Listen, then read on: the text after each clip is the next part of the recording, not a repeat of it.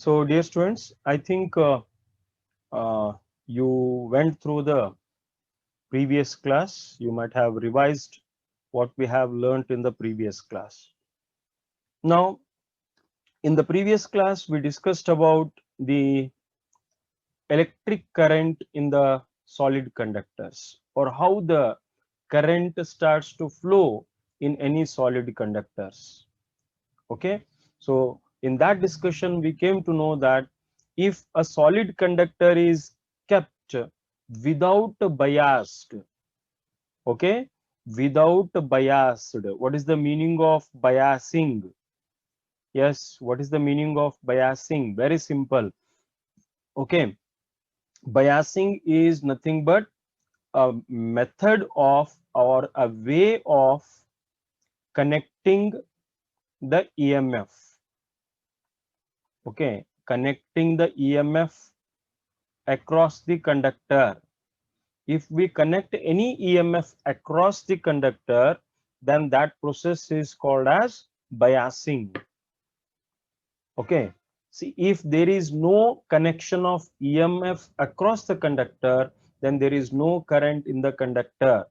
Even though the electrons which are already present there in the conductor, the delocalized electrons or the free electrons, even though they are moving randomly, but there is no current, because they are not crossing the unit cross sectional area or cross sectional area of the conductor in one particular direction. Hence, remember that, see, if you connect any EMF across the conductor, in that case only there is flow of current or flow of charges through that conductor. Hence, in case of solid, or in case of conductors, solid conductors like the metals, right? In case of the solid conductors or the metals, remember, free electrons are the charge carriers.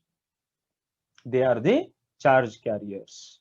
Free electrons or valence electrons or delocalized electrons are the charge carriers. But remember, dear students, there are some liquids like the dielectric solutions. You might have heard about the dielectric solutions in case of while studying the chemistry. Or if we have some salt solutions, then those liquid solutions or those liquids, they are also good conductors of electricity. But remember, in such materials, the positive and negative ions are the charge carriers.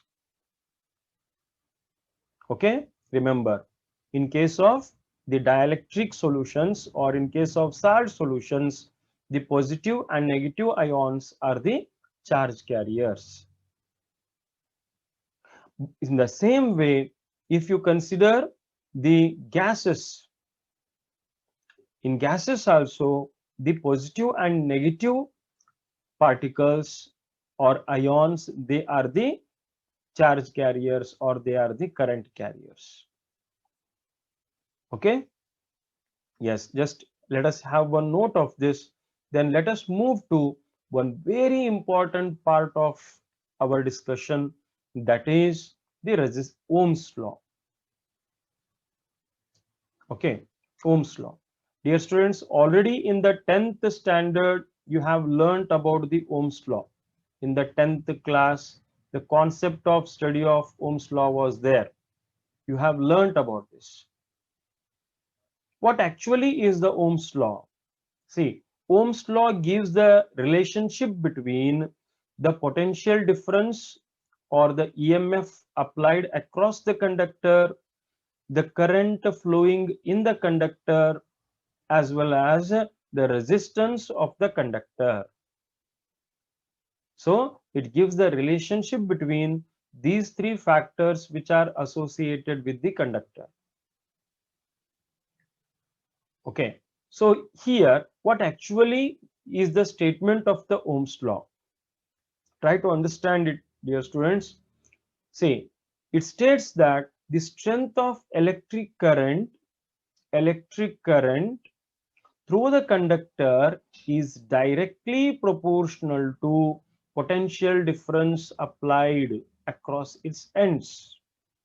Strength of the current is directly proportional to potential difference applied across its ends, provided temperature and other physical conditions remain constant. Okay, so at this condition, what is that condition? When temperature and other physical conditions are constant, under that condition, the current flowing through the conductor is directly proportional to the potential difference applied across its ends. So this statement or this law is already known to you, right? So here, dear students, we came to know that current is directly proportional to the potential difference. What is the meaning of this? The meaning is, if the potential difference increases, then the current also increases. If the potential difference decreases, then the current also decreases. Very simple. Then that is called as the direct relationship between the current and the potential difference. Okay, or it can also be written as V is proportional to I. If I is proportional to V, then V is proportional to I.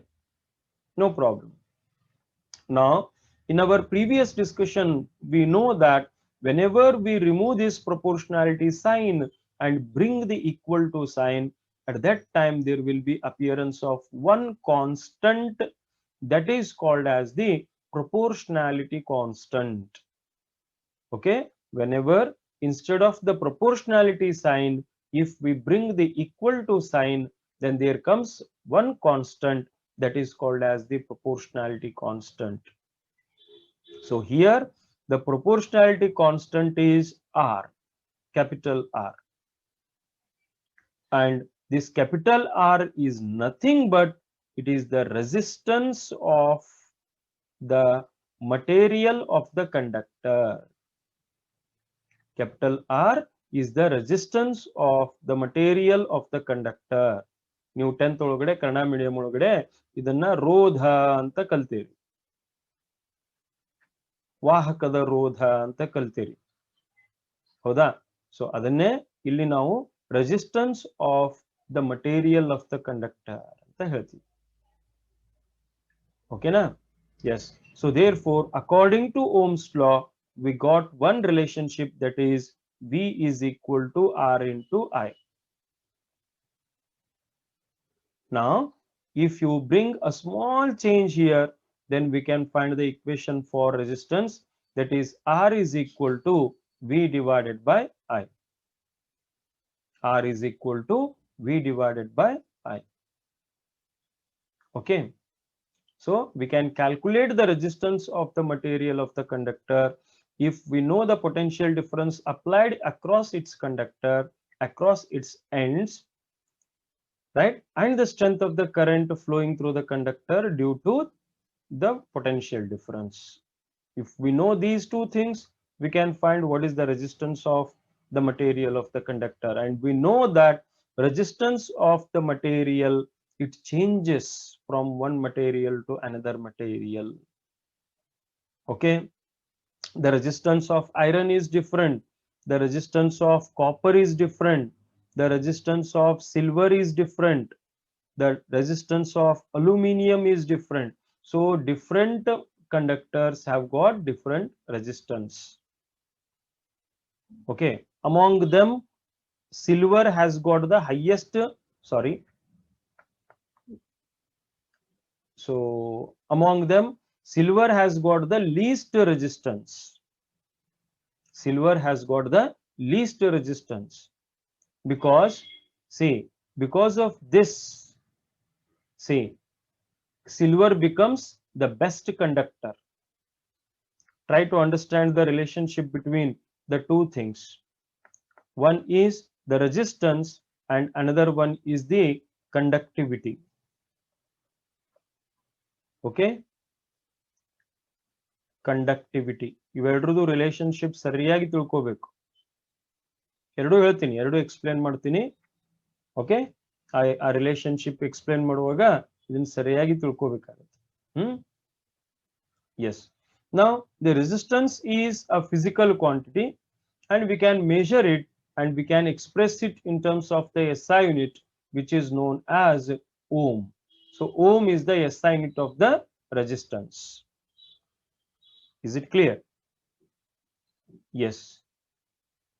Now how to define the ohm? How to define the ohm? If they ask you to define ohm, yes, very simple. If the potential difference is taken as 1 volt and because of this there is flow of current of 1 ampere, then the resistance is said to be 1 ohm. Very simple, very simple.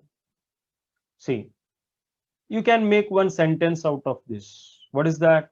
The resistance of the material of a conductor is said to be 1 ohm if 1 ampere of current flows through the conductor when a potential difference of 1 volt is connected across its ends. Okay, very simple. See, suppose we have one conductor. If you take one conductor, right, a metal wire, and across its ends I have connected one battery. Potential difference, okay, battery potential difference both are same. Okay, don't worry. So battery, what is the potential of this battery? Say it is 1 volt, and because of this the current starts to flow, right, and that current which is flowing is 1 ampere.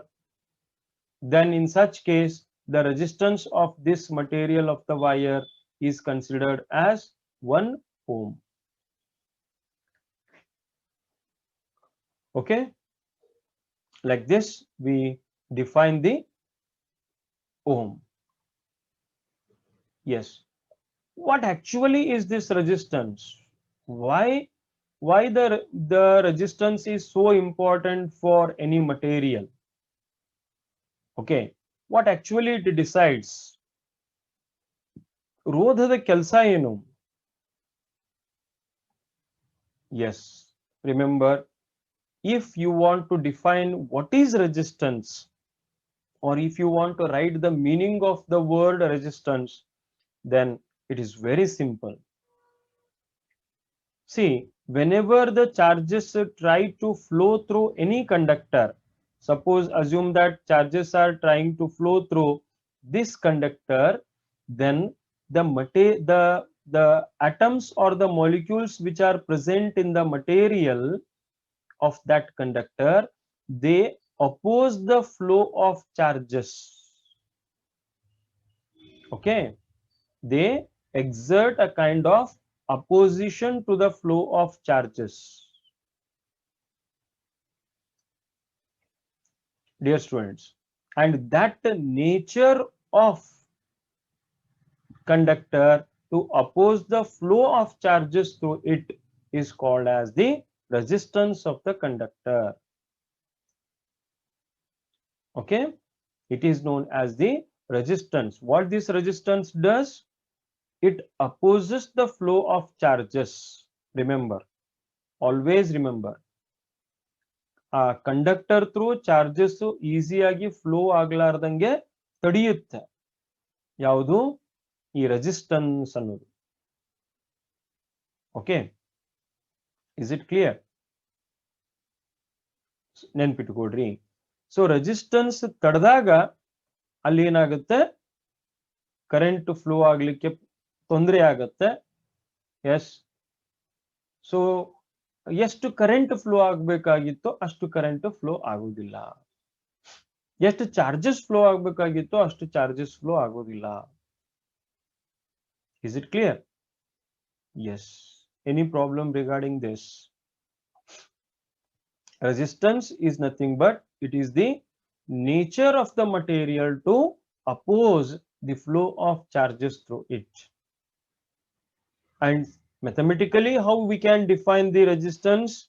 It is the ratio of potential difference connected across the ends of the conductor to the current flowing through the conductor. Okay, whatever the formula is there, that formula has to be converted to sentence. That's all. Okay, so that is known as the resistance. Yes, dear students, any problem, any doubt in the discussion of Ohm's law? To what the Ohm's law is related? Ohm's law is related to the relationship between potential difference, current and resistance. Okay. Yes. So what is the statement of the Ohm's law? What equations we can write according to Ohm's law? Then finally what we get by using that relationship? And what is R here? Yes, what is the SI unit of R? How to define the R? How to define the resistance? What is the SI unit of the resistance? How to define the ohm? Okay. Any problem in all these things?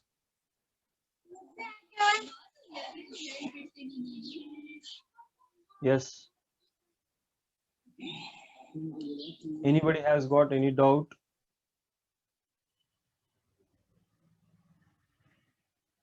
Shall I continue?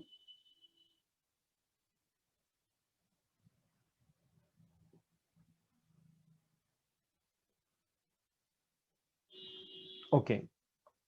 See here. After the discussion of resistance, we have one more term which is associated with it only, and that is called as the resistivity. Resistivity. Resistance, resistivity. Yes. Conductance, conductivity. See, try to understand the words. First, I will explain them, then we shall go to the concept. Resistance, resistance. We have one more word, resistivity. Conductance. Then we have conductivity.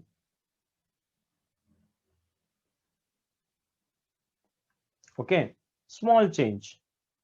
See, resistance is the nature of opposing the charges to flow through it. Conductance is the nature of allowing the charges to flow through it. See, resistance opposes, whereas conductance allows. See, complete opposite work. Wood, dry wood, it has got very high resistance. Plastic, very high resistance. That's why they do not allow the charges to flow through them. That's why whenever we are making any electrical works, then we always wear the rubber shoes, or we always use the plastic materials. We stand on the plastic chair. Why? Because plastic is having very high resistance. It do not allow the charges to flow. Whereas if you consider the conductance, it is the nature of allowing the charges to flow. Hence, we can consider the example of copper or any metal or silver, aluminium, etc. See, resistance, conductance, completely opposite. In the same way, if we calculate the resistance and conductance under some conditions,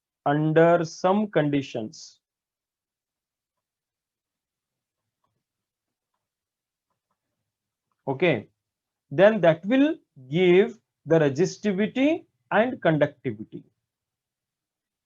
Okay, under some conditions, if we calculate the resistance or if we calculate the conductance, then that is known as the resistivity. For example, What is resistivity? See, resistivity is nothing but resistance of, see what we are doing, we are calculating the resistance only, but with respect to some conditions or under some conditions. So it is resistivity is nothing but resistance only, but what type of condition we have? See, resistance of a wire of unit length and unit cross sectional area. Okay, unit length and unit cross sectional area. What do you mean by this? Very simple.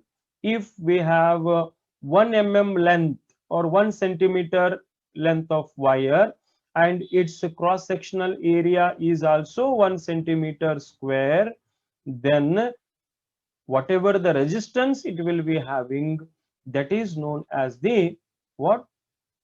Resistivity. Okay, it is known as resistivity. Condition ಏನಂತ ಗೊತ್ತಾಯ್ತಾ? So while considering the conditions, we have to consider its length and area of cross section. If you calculate the resistance with the help of or with respect to length and area of cross section, then that itself is known as the resistivity. Okay, so therefore don't have any confusion regarding this. Resistance is different, resistivity is different. Resistance is generally it is taken, it is the property, whereas resistivity is very particular. Very particular. Particularly we have to find the resistance of a wire or a conductor of unit length and unit cross sectional area. Okay, remember this. See, if the resistivity is more, the conductivity will be less. See how nice it is. If the resistivity is more, the conductivity will be less, the conducting nature will be less. If the resistivity is less, then the conductivity becomes more. See, silver is considered as the best conductor. Why? Because its conductivity is more and its resistance is less. It opposes the flow of charges in a very small quantity. Okay, so therefore its what resistance is less, but the conductivity is more, conductance is more, right? Any problem regarding understanding of the words resistance, resistivity, conductance, conductivity? If you have any doubt, you can ask regarding this.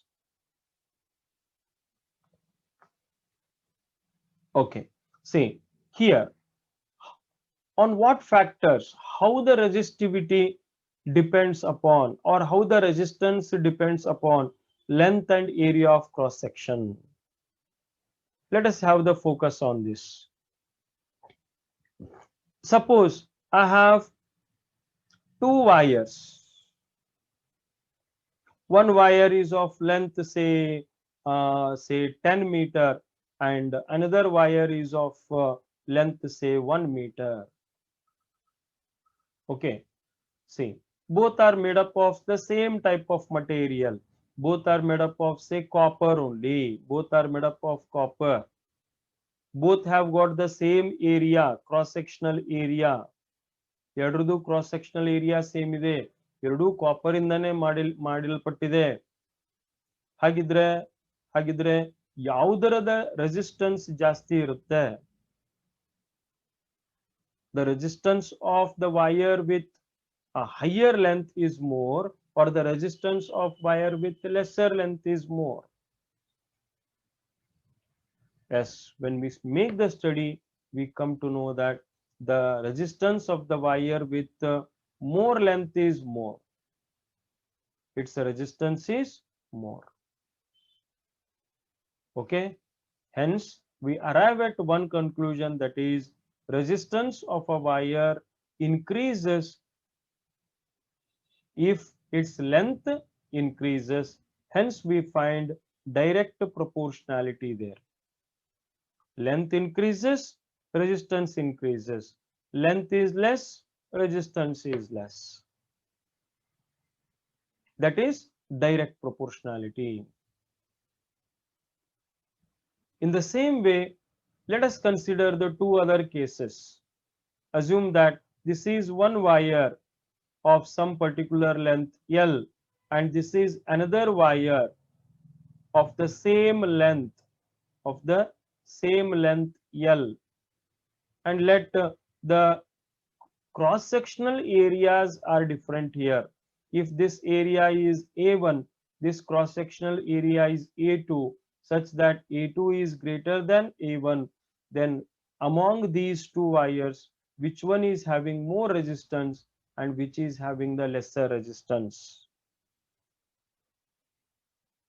So when we think about this, we find that the wire, the conductor with more cross-sectional area has less resistance. More the area, less will be the resistance. Okay. Less the area, more the resistance. Is it clear? So with this we arrive at one more conclusion, that resistance of a conductor is inversely proportional to area of cross section of the conductor. So with the help of these two, one is resistance is directly proportional to L, and another one is resistance is inversely proportional to A, we arrive at one combined relationship, that is R is proportional to L by A. If this proportionality sign is removed and equal to sign is taken, then there comes one constant, and this constant is rho. You know this symbol, okay? Rho. Yes. So it is the constant of resistivity, or that itself is known as the resistivity of the material. That constant is called as resistivity of the material, and that can be calculated using the formula, that is rho is equal to A into R divided by L, because the denominator, when it goes to left hand side, it becomes A into R. When L is shifted to left hand side, it goes to denominator.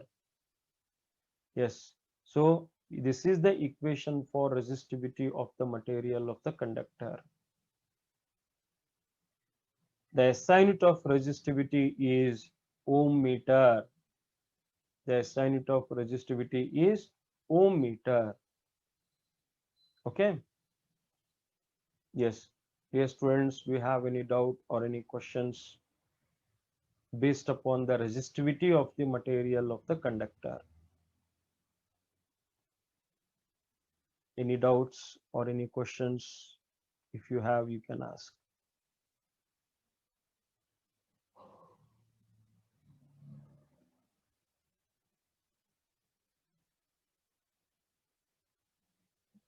Right. Then let us move to the next concept, that is current density. Yes, resistivity part is over. Let us consider the current density. Yes, what do you mean by current density? What do you mean by density? See, the word density is most widely used in various areas. Okay, for example, population density. You might have learnt it. Population density. What is population density? Very simple. See, in 1 unit area of land, how many people are staying? So population density gives the number of people staying in unit area of the land. Okay. that is called as the population density. The population density of Bombay is very high. Bombay or Mumbai is very high, whereas the population density of your village is very less, because in village there is large area, but the number of people who are staying there, that is less. Whereas in metro cities in Mumbai, like that, the area is less. In that less area only there will be many number of people. Okay, in Mumbai, in one 10 by 10 room, 10 by 10 or 10 by 12 room, a whole family resides. Okay, maybe in one family there may be 3 or 4 or 5 members. All those 4 5 members, they reside in only one room, that is of 10 by 12, 12 by 12 feet. Yes. Okay, forget it. In the same way, what is current density? Yes, here current density is nothing but it is the current per unit area of cross section. Okay, current per unit area of the cross section. How we defined population density as number of people per unit area of the earth. In the same way here, current density is the electric current per unit area of cross section of the conductor. Okay, per unit cross sectional area of the conductor.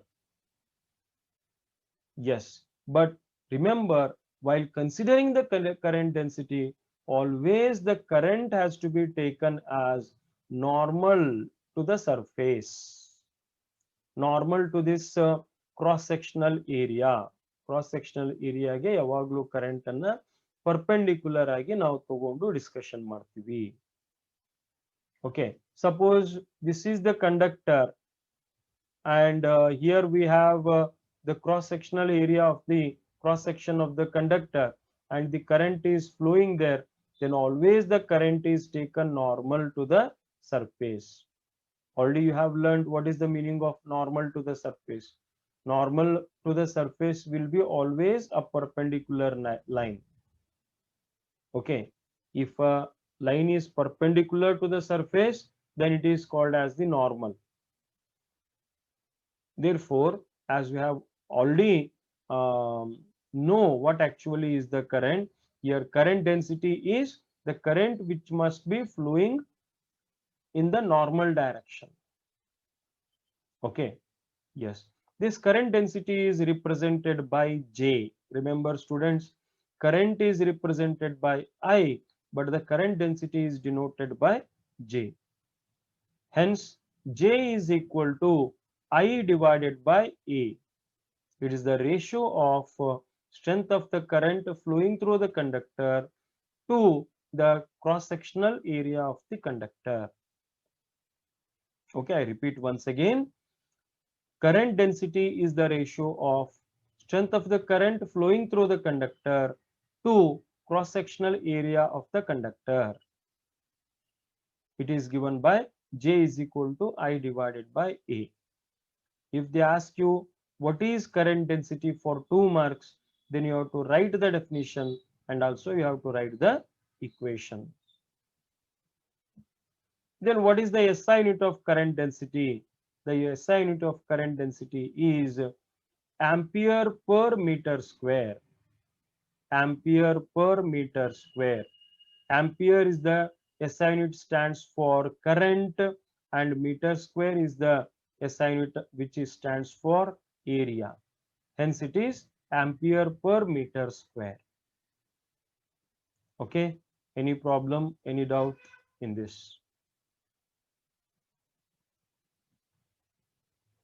Then only few seconds are left, then I will continue the class tomorrow. Okay, I will drop the video, just to go through the video also and try to understand it. Yes.